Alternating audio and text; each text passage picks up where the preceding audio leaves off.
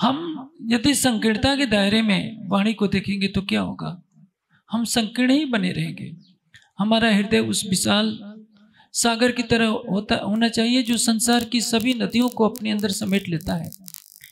निजानंद के तात्विक दर्शन के ज्ञान में इतनी विशालता होना चाहिए कि सभी मत पंथ उसमें समाहित हो सके। हिंदू, मुस्लिम, क्रिश्चियन, यहूदी, पारसी सभी समझें कि प्राणनाथ जी हमें मार्गदर्शन करने के लिए आए हैं, हमारी आत्मा को बहुत से पार ले जाने के लिए आए हैं। अभी इस प्रकरण के अंत में क्या कहा गया है? 10 और 2 बुरज जो कहे सो 12 क़यामत के पूरे गए। 10 का तात्पर्य है 10 सदियों से 1000 साल। कुरान में कहा गया है कि दुनिया के साल 1000, खुदा का दिन 1, और दुनिया के साल 100, खुदा की रात्रि 100 वर्ष की रात्रि और 1000 वर्ष का दिन, ये 1100 वर्ष होते हैं। 1100 वर्ष जब बीत जाएंगे, जब 12वीं सदी आएगी, तब क़यामत का समय आएगा। 10वीं ईसा 11वीं इमाम 12वीं सदी फजर तमाम, ये लिख्या बीज सिपारे आम, 30वां सिपारा जाको नाम। कुरान के 30वें सिपारे में ये बात कही गई है। कुरान का 30वां सिपारा बहुत महत्वपूर्ण है। इसी में वो आयत आती है कि इन्ना इंजलनाहु फी लैलतुल क़द्र मा वदर का। इसका अर्थ क्या होता है? वह महिमावान रात्रि 1000 महीनों से बेहतर है, जिसमें रूहें और फरिश्ते अपने परवरदिगार के हुक्म से इस फानी दुनिया का खेल देखने के लिए अवतरित होते हैं। अर्थात क्या है? लैलतुल क़द्र के जो 3 तकरार हैं, ब्रज, रास और जागनी, इसी की तरफ इस आयत में संकेत किया गया है कि परब्रह्म के आदेश से परमधाम की ब्रह्म सृष्टियां और ईश्वरीय सृष्टियां ब्रज, रास, जागनी के ब्रह्मांड में आती हैं। लेकिन यह प्रसंग जागनी के ब्रह्मांड का है, जिसको 1000 महीने से बेहतर कहा गया है। 1000 महीने में 84 वर्ष होते हैं, और ये 84 वर्ष 1638 से लेकर 1722 तक पूरे होते हैं। क्या कहा जा रहा है कि 12वीं सदी में फजर होनी है। 10वीं में क्या होता है? 10वीं ईसा 1638 का जब समय था, 1735 के समय में 10 वर्ष कम रहते, हिजरी सन 1090 था। 1745 में 11वीं सदी पूरी होती है। 1638 का जब समय था, वर्ष 990 मास 9 हुए रसूल को जब रूह अल्लाह मिसल गाजियो मोमिन उतरे, तब जब 10वीं सदी में अभी 9.25 वर्ष बाकी थे पूरे होने में, श्यामा जी की आत्मा परम धाम की आत्माओं के साथ इस माया का खेल देखने के लिए आती है। ये 10 और 2 बुर्ज कहेंगे। बुर्ज का अर्थ क्या होता है? देखिए, कोई मीनार होती है किसी भवन के ऊपर, वो पथ प्रदर्शक का काम करती है। उस बुर्ज को देखकर उस भवन की भव्यता का अनुमान लगा लिया जाता है, क्योंकि दूर से ही वो बुर्ज दिखाई देता है। इसलिए एक बुर्ज का अलंकारिक वर्णन किया गया है। 10 और 2 बुर्ज कहे सो 12 क़यामत में के पूरे गए। 12वीं सदी में क़यामत होनी है।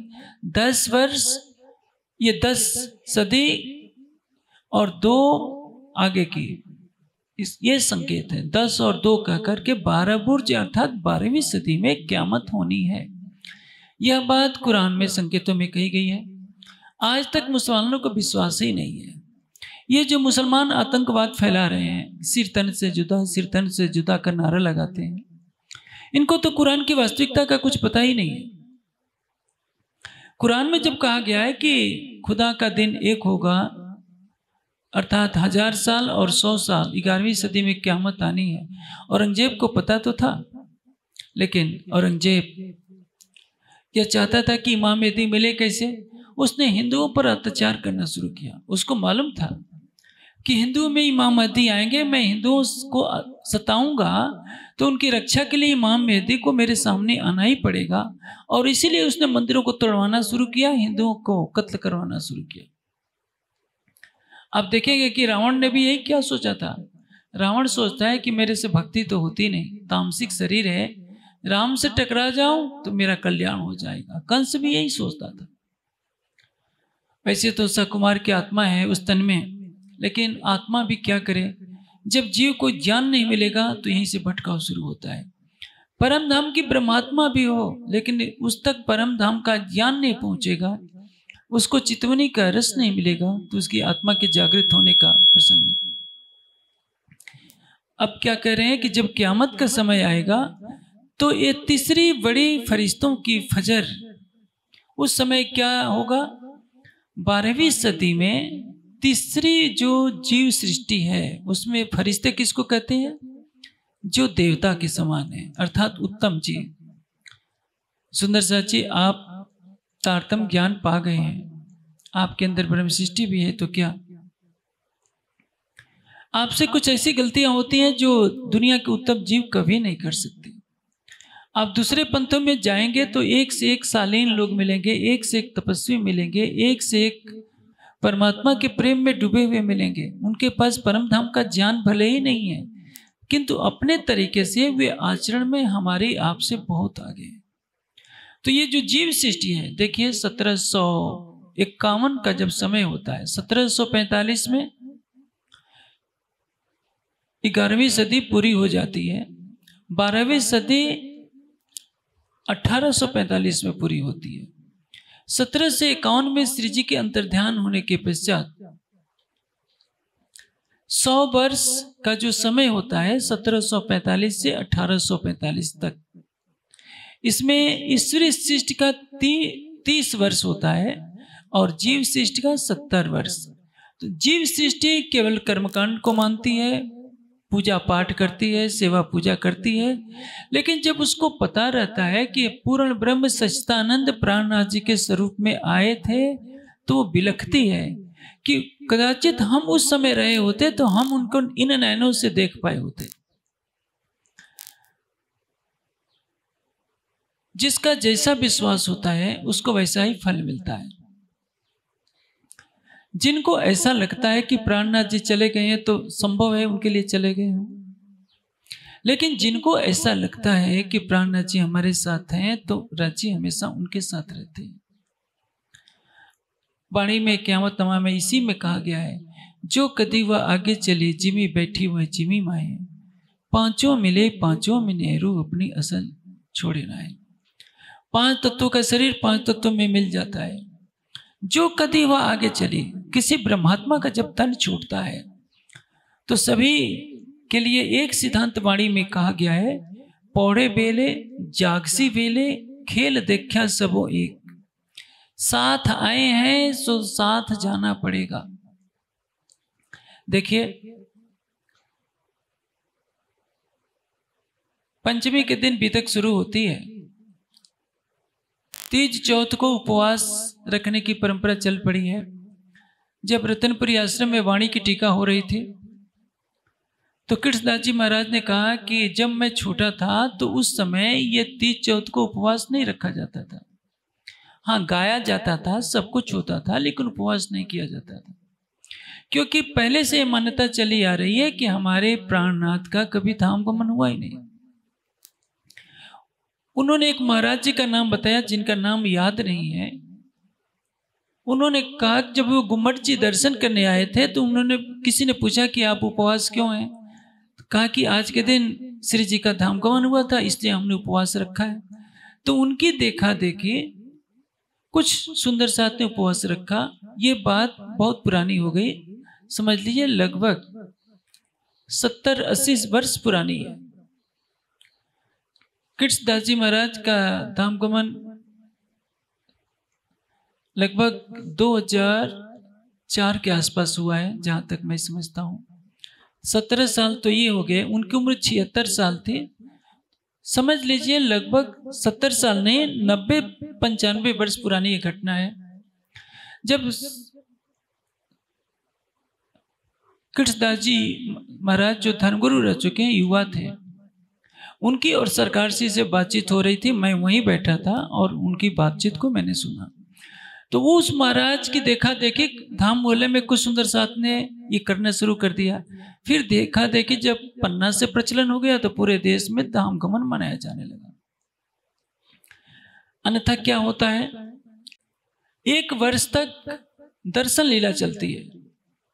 श्री जी की अंतर्धान लीला के पश्चात, अंतर्धान का तात्पर्य क्या है, जिस अक्षरातीत के आदेश पर इस सृष्टि का विधान बनता है कि जो तन धारण किया है तन छोड़ेगा, तो वो स्वयं उस विधान को तोड़ नहीं सकते।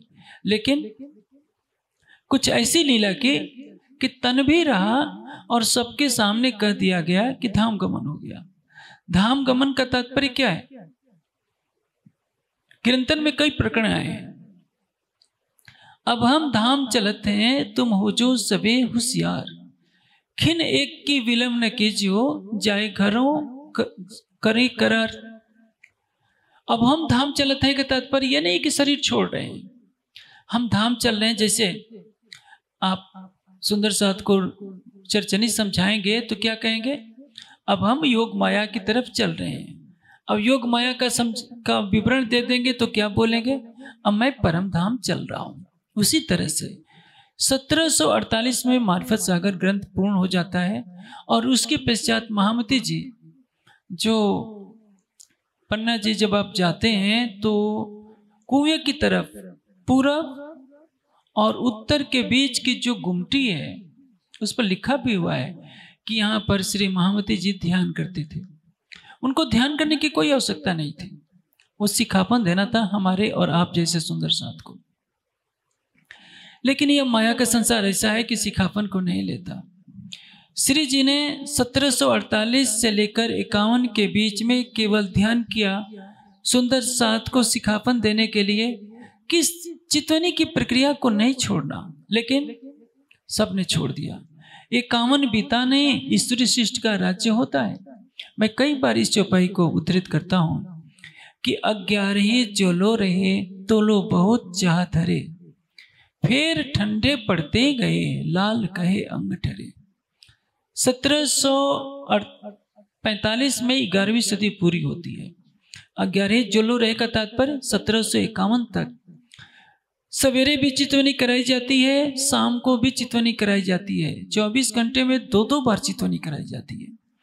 जैसे ही श्री जी की अंतर्धान लीला होती है, ईश्वरी शिष्ट का राज्य हो गया तो बस चितवनी बंद। कोई ब्रह्म सृष्टि करती रही। जीव सृष्टि का जब राज्य आता है तो चर्चनी भी बंद। अब क्या हो रह गया, सेवा पूजा, आरती पूजा होती रही, परिक्रमा होती रही, लेकिन सबको प्राणनाथ जी के स्वरूप पर अटूट आस्था थी। सभी मानते रहे कि साक्षात अक्षरातीत आए हैं। श्री जी की अंतर्धान लीला के पश्चात 1 वर्ष तक पन्ना जी में मुकुंद दास जी हैं, लाल दास जी हैं, छत्रसाल जी हैं, ब्रह्ममुनि हैं, बड़े बड़े, जिन्होंने अपना घर द्वार छोड़ा, यहीं बैठे बैठे परम धाम को साक्षात देखा। उनके बीच में कोई आध्यात्मिक प्रश्न होता था तो ये सब सुंदर साथ अंदर चले जाते थे। जैसे मैं आपको देख रहा हूं, आप मुझे देख रहे हैं, साक्षात इन नयनों से श्री जी के साथ वार्ता हुआ करती थी। सबको श्री जी यथोचित उत्तर देते थे, लेकिन उसमें जाने का अधिकार सबको नहीं था। लालदास जी और छत्रसाल जी जैसे वरिष्ठ महत्वपूर्ण सुंदर साथी जा सकते थे, सबके लिए स्वीकृति नहीं थी। साथ में एक दिन ऐसा हुआ कि एक बुढ़िया चली गई, और जानते हैं बहनों को मोह बहुत ज्यादा होता है। युवा बहनों को तो मोह कम होगा, बूढ़ी महिलाओं को ज्यादा मोह होता है। उनके प्राण किसमें बसते हैं, अपनी पोतियों में, पोतों में। और वो बूढ़ी महिला कहने लगे कि श्री जी मेरी पोती की शादी नहीं हो रही है। अरे ये मांगती कि श्री जी मेरी आत्मा को जागृत कर दो, शादी जिससे संबंध है वो तो होगा ही। श्री जी ने अपनी अंगूठी उतार करके दे दी, ऐसा मैंने सुना है, पढ़ा है। और छत्रसाल जी को आदेश दिया कि अब ये दरवाजा बंद कर दो। लोग तरह तरह की बातें करने लगे थे कि ये लालदास जी, छत्रसाल जी छिप करके किससे जाते हैं, किससे बात करते हैं। तरह तरह की ऐसी बातें होने लगी जिससे बचने के लिए श्री जी ने दरवाजा बंद करवा दिया। और सुंदर साथ उस लीला के सुख से वंचित हो गया। तो आप सोचिए, यदि श्री जी का धाम गमन हो गया तो वो 1 वर्ष तक कौन मिलता रहा। जो इस रहस्य को नहीं जानेगा वो जानते हैं क्या कहेगा, आप समझ जाएंगे। मैं वैसी भाषा का इस्तेमाल श्री जी के लिए नहीं कर सकता, क्योंकि ये माया का संसार है। जो साथ रहने वाले थे उन्होंने भी पूरी तरह से पहचाना नहीं, क्योंकि पहचान बिना गिरो क्या करे या यार यार सितार। सबसे बड़े गौरव की बात क्या है, भगवान राम ने देह त्यागा, सारी अयोध्या उनके साथ नहीं गई। श्री कृष्ण जी ने भी देह त्यागा, अकेले में त्यागा। अर्जुन उनके साथ नहीं गए, अर्जुन तो उनके प्रिय सखा थे। गौतम बुद्ध के साथ हजारों शिष्य रहते थे, किसी ने तन त्यागा नहीं। हाँ, आनंद को दुख बहुत हुआ था, लेकिन श्री जी का अंतर्धान अलग होना किसी को सहन नहीं हुआ। और आपने सुना है, वितक में पढ़ा है, 24 सुंदर साथ ने वही अपना तन छोड़ दिया था। लेकिन उसके बाद जो सुंदर साथ थे वो असहाय अवस्था में रहते थे कि श्री जी के बिना एक पल भी हम अच्छा नहीं लगता। सुनत बिछुआ आदि का पीछे साबित राखे पिंड, दिख दिख पड़ोते नकले व नाही वतनी अखंड। यहाँ पीछे साबित रखे पिंड का अर्थ यह ना सोच लेना कि श्री जी नहीं है तो हम शरीर छोड़ दें। आखिर क्या भीम भाई, क्या लालदास जी ब्रह्मात्मा नहीं थे? छत्रसाल जी ब्रह्मात्मा नहीं थे? छत्रसाल जी तो तब भी शरीर नहीं रखना चाहते थे। श्री जी ने कहा कि छत्ता, क्या तुमने मेरे शरीर को प्राणनाथ मान रखा है? देखो, जब तेरा घोड़ा किन नदी में डूब रहा था तो किसने बचाया? देखो तुम्हारे घोड़े के निशान मेरी पीठ पर बने हुए। तब श्री जी के आदेश से छत्रसाल जी ने जागने की सेवा का व्रत लिया था। आज 350 वर्ष से अधिक समय हो गया उस घटना को हुए। आज तो एक लहर सी चल पड़ी है प्राणनाथ जी को कवि, महापुरुष, संत, कवि आदि कहने के लिए। ऐसा कहकर हम कितना बड़ा गुनाह कर रहे हैं यह नहीं समझ रहे हैं। श्री जी आज भी ध्यान अवस्था में हैं। आप हिमालय में चले जाइए तो हजारों साल के भी योगी आपको मिल जाएंगे। यदि आपकी अंतर्दृष्टि होगी तो देख सकते हैं। लेकिन हमने तो यही समझ लिया कि प्राणनाथ जी का धाम गमन हो गया। धाम क्या है? ब्रह्मात्माओं का हृदय ही धाम है। महामती जी की आत्मा परम धाम को देख रही है। वो झूले पर बैठकर, उसको भी धाम गमन कहते हैं।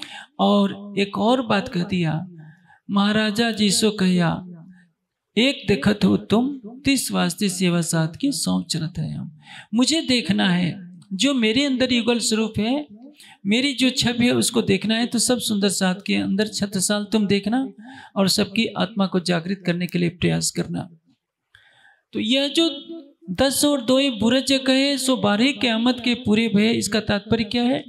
12वीं सदी में क़यामत होनी है। 1745 के पश्चात 12वीं सदी प्रारंभ होती है। इसका भाव श्री जी के अंतर्ध्यान लीला से हम लेते हैं। 1845 से लेकर 1845 तक 12वीं सदी का समय होता है। इसमें ईश्वरी सृष्टि का भी राज्य होता है। जीव सृष्टि की जब जागने का राज्य होता है तो कर्मकांड की प्रधानता चल पड़ी। और आज इतने विकराल रूप में है कि कहीं कहीं ही चितवनी की ज्योति टिमटिमाते हुए दीपक की तरह दिखाई पड़ती है। मैं तो राज्य से प्रार्थना करता हूं कि चितवनी की लहर तेजी से फैले और जब शरद पूर्णिमा का कार्यक्रम हो तो हजारों सुंदर साथ एक साथ बैठ करके वहाँ गुमर जी के पीछे ध्यान करें तो दृश्य कितना अच्छा लगेगा। वैसे जरूर है, रास की पूर्णिमा का कार्यक्रम किया जाता है, रास की रामतें मनाई जाती है। रास की चर्चा के दिन मैंने कहा था कि देखिए, ये तो रामतों के माध्यम से उस लीला को हम प्रकट करने का प्रयास कर रहे हैं। उन रामतों को सीखकर कोई भी व्यक्ति रामतों का अभिनय कर सकता है। रास का अभिनय कर रहा है, रास नहीं कर रहा है। जागनी रास करने के लिए आप चितनी में डूबिए, यहीं बैठे बैठे 25 पक्षों को देखिए, युगल स्वरूप को नख से सिख तक निहारिए और उनके प्रेम में डूबिए। ये जागनी रास है। और ये तब पूर्ण होगी जब सभी सुंदर साथ बैठे बैठे अपनी आत्मा के धाम हृदय में अपने प्राणेश्वर को जी भर कर देखेंगे, जी भर कर बातें करेंगे, जी भर कर उनकी बातें सुनेंगे। तो समझ लीजिए ये जागनी रास हो रही है, और राज्य चाहेंगे तो ये लहर अवश्य फैलेगी। और वो समय भी आ सकता है जब शरद पूर्णिमा पर घुमट जी के पीछे हजारों सुंदर साथ ध्यान में डूब जाएं कि हमारे प्राणेश्वर की लीला भूमि है। वही कह रहे हैं, दिन क्यामत के पूरे कहे सो खास मत वालों ने लाए। 12वीं सदी में क्यामत का समय पूरा हो जाता है। कह रहे हैं, ये तीसरी बड़ी फरिश्तों की फजर पीछे उठ खड़ी दुनिया नून नजर। जब 12वीं सदी पूरी हो जाएगी, कायम सदी तेरे ही उत्थिंदा निर्वाण महामत जो इमाम जी जाहिर क्यों फरमान। जब 13वीं सदी पूर्ण हो जाएगी, 12वीं सदी में क्या होगा? 12वीं सदी संपूर्ण ब्रह्मांड ने पायो इनाम। जब क्यामत का समय जाहिर होगा, क्यामत का समय जाहिर होने का तात्पर्य 10 वर्ष तक पन्ना जी में ब्रह्मात्माओं की लीला होती है श्री जी की छत्र छाया में। 30 वर्ष तक ईश्वरी सृष्टि की लीला होती है, अर्थात ईश्वरी सृष्टि ज्ञान प्रधान होती है, बंदगी भक्ति प्रधान होती है, चर्चनी का ज्ञान फैलता है। लेकिन चितवनी अब कम हो गई। जीव सृष्टि को न चितवनी अच्छी लगती है, न वाणी का ज्ञान अच्छा लगता है, न चर्चनी अच्छी लगती है। वो क्या करेगी? जो आजकल प्रचलित है, आप देखिए, पूजा पाठ परिक्रमा, बस यही में लग गई। लेकिन जीव सृष्टि में उस समय विरह था, अटूट भाव भी था श्री जी के लिए। आज वह भाव चला गया है। हमारे ही समाज का एक वर्ग ऐसा हो गया है जो ये कहता है कि श्री कृष्ण परमात्मा ने देवचंद जी महाराज को श्याम जी के मंदिर में दर्शन दिया, और श्री कृष्ण जी के अनन्य भक्त थे सदगुरु धनी श्री देवचंद जी निजानंदाचार्य स्वामी निजानंद स्वामी। और निजानंद स्वामी के अनन्य शिष्य थे कौन? स्वामी महामती प्राणनाथ जी। स्वामी प्राणनाथ क्या है? आप स्वामी विवेकानंद कहेंगे तो आज से क्या निकलेगा? कोई साधु महात्मा। स्वामी प्राणनाथ कहेंगे तो भी क्या अर्थ निकलेगा? जैसे दयानंद हुए, विवेकानंद हुए, श्रद्धानंद हुए, तो प्रवाही समाज तो यही जाएगा। वाणी में कहीं स्वामी प्राणनाथ नहीं लिखा है। प्राणनाथ का अर्थ क्या होता है? जो हमारी आत्मा का प्रीतम है वो प्राणनाथ है। एक विचारधारा भी चल पड़ी है कि स्वामी कहलाने का अधिकार केवल प्राणनाथ जी को है। स्वामी शब्द तो बहुत छोटा होता है। पूरी वाणी देखिए, प्राणनाथ जी को कहीं स्वामी नहीं कहा गया है। बीतक में क्या कहा गया है? बीतक में कुछ जगहों पर स्वामी कहा गया, जैसे कहा वो औरंगाबाद के राजा भाव सिंह कहते हैं, कहाँ है स्वामी कृष्णदास। उस युग की परिस्थिति में वैसा नाम दिया गया था। लिखित में जब कभी पत्र भेजना होता था तो श्री जी अपनी पहचान अपने मुख से क्यों कहते? लेकिन लालदास जी ने स्वामी कृष्णदास कहा हो, स्वामी प्राणनाथ कहा हो, छत्रसाल जी ने कहा हो, भीम भाई ने कहा हो, कहीं ऐसा लिखित में नहीं है। वाणी के अंदर देखेंगे तो सुखदेव मुनि को स्वामी कहा गया है। ब्रह्मा जी और क्षीर सागर ने विष्णु भगवान को स्वामी कहा है। तुम स्वामी बड़े दयाल, ये कौन कह रहा है? क्षीर सागर और ब्रह्मा जी कह रहे हैं विष्णु भगवान को। स्वामी का अर्थ क्या होता है? जो समाज में ज्ञान वृद्ध होता है, वयोवृद्ध होता है, श्रेष्ठ पुरुष होता है, उसके सम्मान में स्वामी शब्द का प्रयोग होता है। हम क्या अर्थ लगा लेते हैं कि जो आत्मा का पति होता है उसको स्वामी कहते हैं। ये जरूर है, संसारिक पत्नी पति को अपना स्वामी मानती है। स्वामी जब जहां होगा वहां सेवक होगा। तो परम धाम में यदि राज्य स्वामी है तो ब्रह्मसृष्टियां क्या हो गई? उनकी सेविकाएं हो गई। इसलिए राज्य को कभी भी स्वामी शब्द से संबोधित वाणी में नहीं किया गया है। हाँ, सुखदेव जी महान योगी हैं, विद्वान हैं, और ऐसे श्रेष्ठ व्यक्तियों को, सन्यासियों को स्वामी कहने की परंपरा लगाई गई है। हम नकल करने में बहुत तेज हैं, इसलिए हमने उनकी परंपरा को देखकर स्वामी प्राणनाथ कहना शुरू कर दिया। देवचंद जी निजानंद जिन प्रकट करी है संप्रदाय, निजानंद स्वामी नहीं लिखा है, स्वामी शब्द हमने जोड़ा है। और क्या धारणा बना ली कि स्वामी निजानंदाचार्य निजानंद संप्रदाय के प्रवर्तक थे। दूसरे आचार्य कौन होंगे? प्राणनाथ, स्वामी प्राणनाथ। तीसरे आचार्य परंपरा गिनाना हम शुरू कर देते हैं और स्वयं को क्या कह देते कि जैसे वो आचार्य थे हम भी तो आचार्य हैं, तो हमारी गादी बड़ी, हमारा पद बड़ा, और अपने को प्राणनाथ जी और देवचंद जी के बराबर कर देते हैं। निजानंद के अंदर कौन आया? अक्षरातीत के हिलादनी शक्ति श्यामा जी, इसलिए उनको निजानंद कहते हैं। देवचंद जी निजानंद जिन प्रकट करी संप्रदाय ये तीन थे हम ये लखे हैं द्वार पावे अब दे। अब जिन्होंने सिर्फ प्राणनाथ जी को अपनी आत्मा का प्रीतम माना, उन्होंने उसी भाव से रिझाया था। छत्रसाल जी ने क्या कहा था कि छत्रसाल जी के पिया जी सुंदरवर अनते जानन देहूं। छत्रसाल जी का बनाया हुआ भोग है, स्वामी जी नहीं कह रहे हैं। भाई मुझे तो सारे भोग याद नहीं है, आपको तो बहुत याद है। केसर बाई के मोहल पधारे, इसमें कहीं लिखा है? नगन जड़ित चौकी के ऊपर कहीं लिखा है स्वामी प्राणनाथ? फिर जब परमहंसों ने नहीं लिखा तो उसको तोड़ मोड़कर स्वामी प्राणनाथ क्यों चला जाए? क्योंकि स्वामी प्राणनाथ कहकर हम उनका कद छोटा कर देते हैं। वो अक्षरातीत हैं, प्राणेश्वर हैं, दुनिया के साधु महात्मा नहीं है कि उनके आगे स्वामी शब्द लगाया जाए। वो ईश्वरों के ईश्वर हैं, अनंत ब्रह्मांडों के स्वामी, अक्षर के भी प्रियतम है। उनके लिए स्वामी शब्द तो बहुत छोटा पड़ेगा, ये तो हीरे को कांच के समान कहा जा रहा है। इसलिए जब क़यामत का समय आया, कह रहे हैं कि दिन क़यामत के पूरे कहे सो खास मत वालों ने लहे। खास मत कौन है? ब्रह्मशिष्टि। ब्रह्मशिष्टियों ने पहचाना कि क़यामत का समय है। कया खुदा अमिताभ से फरदा रोज क़यामत, जो कुरान में कहा गया था कि फरदा रोज का तात्पर्य है एक दिन बीतने के बाद 1000 साल दुनिया के, वो एक दिन खुदा का दिन एक, और 100 साल रात्रि के। 11वीं सदी में अल्लाह ताला को आना है, 12वीं सदी में क़यामत को जाहिर होना है। क्यों लहे जाको लिखी दोजक, जावे नहीं तीनों की शक। विश्वास किसको नहीं हुआ? जीव शिष्ट को, और आज भी जीव शिष्ट को विश्वास नहीं हो रहा है। ये जितने आतंकवादी मुसलमान बन रहे हैं, ये सोच रहे हैं कि हमारा तो कुरान झूठा हो गया, क्योंकि कुरान के कथनानुसार 11वीं सदी में आ जाना चाहिए था। अल्लाह ताला इमाम मेहदी के रूप में तो मुसलमानों में आया नहीं, और हिंदू काफिर होते हैं, भला हिंदुओं के अंदर कहाँ से अल्लाह ताला आ जाएगा? इसलिए कहा गया कि वो पर्दे में आएंगे, और मुसलमानों के लिए वो जो ज्ञान का सूरज होगा, तारतम ज्ञान का सूरज अंधेरे में रहेगा, मुसलमान उससे कोई लाभ नहीं उठा पाएंगे। और आज भी आप देखिए, वे शरीयत की नमाज को सब पर थोपना चाहते हैं, शरीयत के नियमों को सब पर थोपना चाहते हैं, उनको कुरान का कुछ भी पता नहीं। इस समय का जो कुरान है वो उस्मान के द्वारा लिखा गया है। अबू बकर, उमर थोड़े थोड़े समय जीवित रहे, इन्होंने खून की नदियां बहाई, यजीद ने खून की नदियां बहाया।